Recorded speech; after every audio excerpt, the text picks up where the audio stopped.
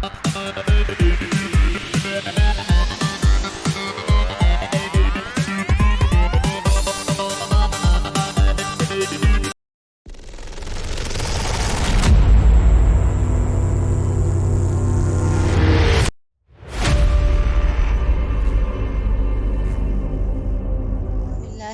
الرحیم، کیسے ہیں سب؟ امید ہے سب ٹھیک ہوں گے۔ کل ہم نے کور کیا تھا کلاس 9 کا مبادرات تعلیم کا نمبر 1 ہاف۔ اگر کسی نے وہ ویڈیو نہیں دیکھی تو جا کے وہ چینل پر دیکھ سکتا ہے، اور نیچے ڈسکرپشن باکس میں بھی انشاءاللہ آپ کو لنک پرووائڈ کر دیا جائے گا۔ آج ہم نیکسٹ ہاف چیپٹر کر رہے ہیں تعلیم کا اسلامی تصور، اسلامی کنسیپٹ آف ایجوکیشن۔ ہر معاشرے کا زندگی کے بارے میں ایک داغانہ اور الگ نظریہ ہے۔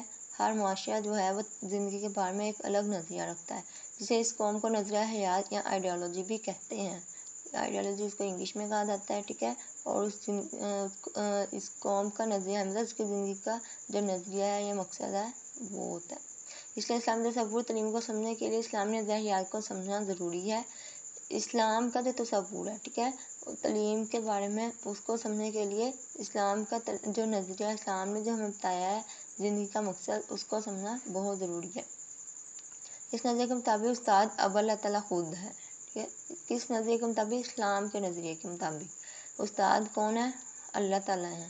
اللہ تعالیٰ نے پہلے انسان حضرت آدم علیہ السلام کو زمین پر بھیجنے سے پہلے اشیاء کے استعمال کا سائنسی علم عطا فرمایا۔ حضرت آدم علیہ السلام جب زمین پر اتارے گئے تو انہیں سائنس کے بارے میں جو علم تھا وہ پہلے ہی اللہ تعالیٰ نے عطا کر دیا تھا۔ دوسرا علم انہیں علم ہدایت کی صورت میں عطا کیا، مطلب سیدھے راستے کی ہدایت دے کر، جس کا نظام وحی کے ذریعے قائم کیا گیا۔ جو اللہ تعالیٰ اپنا پیغام پہنچاتے ہیں اسے وحی کہتے ہیں، ٹھیک ہے۔ اور اس طرح پہلا انسان براہ راست اللہ تعالیٰ سے ہدایت لے کر دنیا میں آیا۔ جو انسان کی تعداد بڑھتی گئی، خاندان اور قبیلے وجود میں آئے اور معاشرہ بڑا بنتا گیا۔ علم اور تہذیبی روایات سے والدین سے اولاد کو سینہ بہ سینہ منتقل ہوتی رہیں، سینہ بہ سینہ، نسل در نسل، ٹھیک ہے، ایک نسل سے دوسری نسل میں یہ روایات جو تھی علم کی وہ منتقل ہوتی رہیں۔ جہاں جہاں معاشرے کی تہذیب اور ثقافت میں بگاڑ پیدا ہوتا تھا، بگاڑ مطلب کہ اس کے اندر جو دوریاں آتی تھیں یا کوئی غلط فہمی پیدا ہوتی تھی، تو اللہ تعالیٰ اس معاشرے کی درست سمت میں رہنمائی کے لیے اپنے انبیاء کو بھیجتا رہا، جو معاشرے کو صحیح تعلیم سے آگاہ کرتے تھے۔ آخری نبی حضرت محمد صلی اللہ علیہ وآلہ وسلم ہیں، جن پر آخری وحی بھیج کر اللہ تعالیٰ نے اپنے دین کو مکمل کر دیا، اور آپ صلی اللہ علیہ وسلم کے ذریعے اسلامی تہذیب و ثقافت کو قیامت تک کے لیے محفوظ کر دیا۔ تہذیب و ثقافت مطلب اسلام کے جو طور طریقے تھے۔ اسلامی نظریہ حیات کے مطابق علم کا سرچشمہ اللہ تعالیٰ کی ذات ہے۔ علم قرآن پاک اور حدیث کی شکل میں ہمارے پاس محفوظ ہے۔ علم ہمارے پاس کس شکل میں موجود ہے، یہ کویشچن وہ پوچھ سکتے ہیں، تو قرآن پاک اور حدیث کی شکل میں ہے، ٹھیک ہے۔ وہ یہ بھی پوچھ سکتے ہیں کہ کن صورتوں میں یا کتنی صورتوں میں محفوظ ہے، تو وہ 2 صورتوں میں محفوظ ہے، ایک قرآن پاک ہے اور دوسری حدیث ہے۔ یعنی مسلمانوں کی تعلیم کے مقاصد کا سرچشمہ بھی قرآنی تعلیمات ہیں۔ اب یہ جو بلو سے کیا ہے یہ ہے تعلیم کا اسلامی تصور پر، اگر وہ آپ سے پوچھتا ہے کہ نوٹ لکھیں تو آپ نے یہاں سے یہاں تک لکھنا ہے، ٹھیک ہے۔ یہ امپورٹنٹ ہے، بعض دفعہ مطلب بہت امپورٹنٹ نہیں ہے لیکن بعض دفعہ یہ وہ پوچھ لیتے ہیں بورڈ میں نا۔ آگے ہے امام ابو حنیفہ، یہ بہت بڑے امام گزرے ہیں، ان کا کیا تصور تھا یہ آپ نے لازمی یاد رکھنا، یہ اکثر آتا ہے کویشچن بورڈ میں۔ تعلیم کا حصول اس پر عمل کرنے کی غرض سے ہونا چاہیے کہ کیونکہ ایسی تعلیم جس پر عمل نہ کیا جائے بیکار ہے۔ ان کا کیا تعلیم کے بارے میں کنسیپٹ تھا کہ اگر تعلیم آپ نے حاصل کرنی ہے تو اس پر عمل بھی لازمی ہونا چاہیے، کیونکہ عمل کے بغیر جو تعلیم حاصل کی ہوتی ہے وہ بیکار ہوتی ہے۔ تعلیم حاصل کرنے کے بعد آدمی کو اس قابل ہونا چاہیے کہ وہ اچھائی اور برائی میں تمیز کر سکے، مطلب وہ اپنا اچھا اور برا جان سکے۔ تعلیم حاصل کرنے کے بعد انسان کو ایسا راستہ اختیار کرنا چاہیے جس کے نتیجے میں آخر کی زندگی میں سکون میسر آ سکے، وہ اور اللہ کے غضب سے بچ سکے۔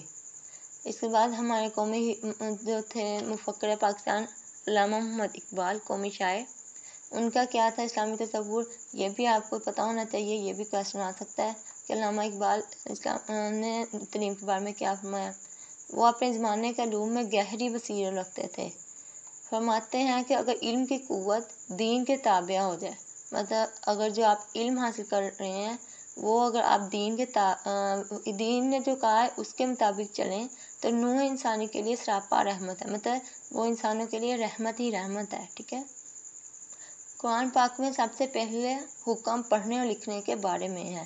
یہ کویشچن میں پوچھ سکتے ہیں قرآن پاک میں سب سے پہلا حکم کس کے بارے میں ہے اور کیا ہے، تو آپ کہیں گے علم کے بارے میں ہے، پڑھنے اور لکھنے کا ہے، ٹھیک ہے۔ یہ ہے رسول اکرم صلی اللہ علیہ وسلم نے غیر نافع علم سے بچنے اور نافع علم میں اضافے کی دعا فرماتے، مطلب جو نفع بخش علم ہے اس میں اضافے کی دعا فرماتے تھے آپ وسلم، اور جو نفع نہیں دیتا بلکہ نقصان دیتا ہے اس سے بچنے کی دعا کرتے تھے۔ اسلام علم برائے علم کا قائل نہیں ہے اور نہ ہی علم کو دینی علم اور دنیاوی علم کے خانوں میں تقسیم کرتا ہے، بلکہ دین و دنیا کا تصور اس طرح پیش کرتا ہے کہ دین دنیا سے الگ کوئی چیز نہیں ہے۔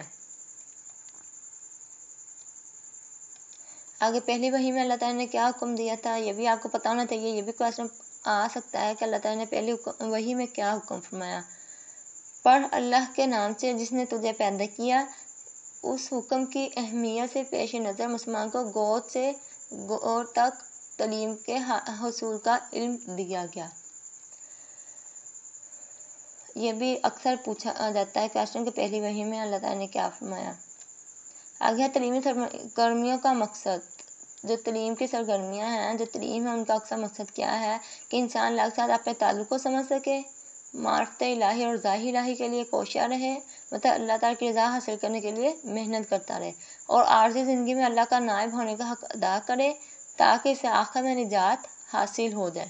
اس کے ساتھ ساتھ فرد اور معاشرے کی نشو و نما کا اہتمام کرنا بھی تعلیم کا ایک اہم مقصد ہے۔ نشو و نما مطلب اس کو بڑھنے کا اہتمام کرنا۔ آگے علامہ اقبال جو مشرق اور مغرب کے علوم میں گہری بصیرت رکھتے تھے، یہ کویشچن یہاں پہ پوچھا جاتا ہے کہ علامہ اقبال کن علوم میں گہری بصیرت رکھتے تھے، تو آپ نے یہ آنا ہے مشرق اور مغرب میں رکھتے تھے۔ یہ MCQ بھی آ سکتا ہے اور شارٹ کویشچن کے طور پر بھی وہ پوچھ سکتے ہیں۔ آگے ہے امام غزالی، یہ بہت موسٹ امپورٹنٹ کویشچن ہے اور مجھے لگتا ہے یہ آپ کے ایکسرسائز میں بھی ہوگا، یہ اکثر آتا ہے، بہت زیادہ آتا ہے۔ امام غزالی نے ان کے تصور کے بارے میں کیا فرمایا، تو اس کا آنسر آپ یہ لکھیں گے۔ امام غزالی جو بہت بڑے مفکر اور ماہر تعلیم تھے، تعلیم کے مفہوم کی وضاحت کرتے ہوئے فرماتے ہیں کہ تعلیم ایسا ذریعہ ہے جس کی مدد سے انسان اللہ تعالیٰ کا قرب حاصل کر سکتا ہے، مطلب اللہ تعالیٰ کے قریب ہو سکتا ہے۔ لیکن اگر کوئی شخص صرف اس غرض سے علم حاصل کرے کہ وہ دنیا میں اعلیٰ مرتبہ حاصل کر سکے یا علم کے ذریعے اپنی ذاتی خواہشات کے حصول کو زندگی کا شعار بنائے، تو ایسا شخص آخر میں اپنے آپ کو اللہ تعالیٰ کے غضب سے نہیں بچا سکتا۔ تو انہوں نے کہا کہ اگر کوئی شخص صرف اس لیے تعلیم حاصل کرتا ہے کہ وہ دنیا میں دکھاوے کے لیے کرتا ہے یا دنیا میں بڑے عہدے پہ فائز ہونے کے لیے کرتا ہے، تو اس میں دین کے بارے میں اس کا کوئی کنسیپٹ نہیں ہے کہ مجھے اللہ تعالیٰ نے کہا ہے یا کچھ بھی، تو وہ ایسا جو شخص ہے وہ اللہ تعالیٰ کے غضب سے، اللہ تعالیٰ کے عذاب سے نہیں بچ سکتا۔ آپ صلی اللہ علیہ وسلم کا یہ بھی فرمان ہے کہ علم مسلمان کی گمشدہ میراث ہے، جہاں سے بھی ملے حاصل کر لو۔ ادھر وہ کویشچن پوچھ سکتے ہیں آپ وسلم کا علم کے بارے میں کوئی ایک فرمان بتائیں، تو اس میں آپ یہ لکھ سکتے ہیں، اور یہ بھی موسٹ امپورٹنٹ کویشچن ہے۔ جو اللہ تعالیٰ نے اپنے نائب اور پہلے حضرت آدم علیہ السلام کو زمین پر بھیجنے سے قبل انہیں کیا فرمایا، اور ہم نے حضرت آدم کو تمام اشیاء کے نام سکھا دیے، عطا فرما دیے تھے۔ یہ بھی کویشچن آ سکتا ہے کہ اللہ تعالیٰ نے حضرت آدم علیہ السلام کو زمین پر بھیجنے سے پہلے کیا سکھایا تھا، تو آپ اس کا آنسر یہ ہوگا، ٹھیک ہے۔ آگے اللہ تعالیٰ نے تمام مسلمانوں طالب علموں کو یہ تاکید فرمائی کہ یہ دعا کرتے رہیں، رب زدنی علما، اے میرا میرے علم میں اضافہ فرما۔ بہت مشہور دعا ہے یہ، اور یہ دعا ہمیں کرتے رہنا چاہیے۔ یہ ہمارا چیپٹر یہاں پہ دی اینڈ ہوتا ہے۔ آگے انشاءاللہ ہم ایکسرسائز کے کویشچن کل سے اسٹارٹ کریں گے۔ اگر آپ کو کچھ سمجھ نہیں آیا اس میں تو آپ کمنٹ سیکشن میں اپنے کویشچن ڈراپ کر دیجیے گا، انشاءاللہ آپ کو as soon as possible answer کر دیا جائے گا۔ اور اس چیپٹر میں بھی وہی بات پیچھے چیپٹر والی کہ جو بلو سے کیے ہیں وہ آپ نے بہت اچھے سے، جو بلو سے ہائی لائٹ ہیں وہ بہت اچھے سے کرنے ہیں، کیونکہ وہ موسٹ امپورٹنٹ ہیں، ٹھیک ہے۔ آج کا لیکچر یہیں ختم ہوتا ہے۔ چینل کو سبسکرائب کریں، لائک کریں اور شیئر کریں، اور مجھے اجازت دیں اگلی ویڈیو تک۔ اللہ حافظ، دعا میں ضرور یاد رکھیے گا۔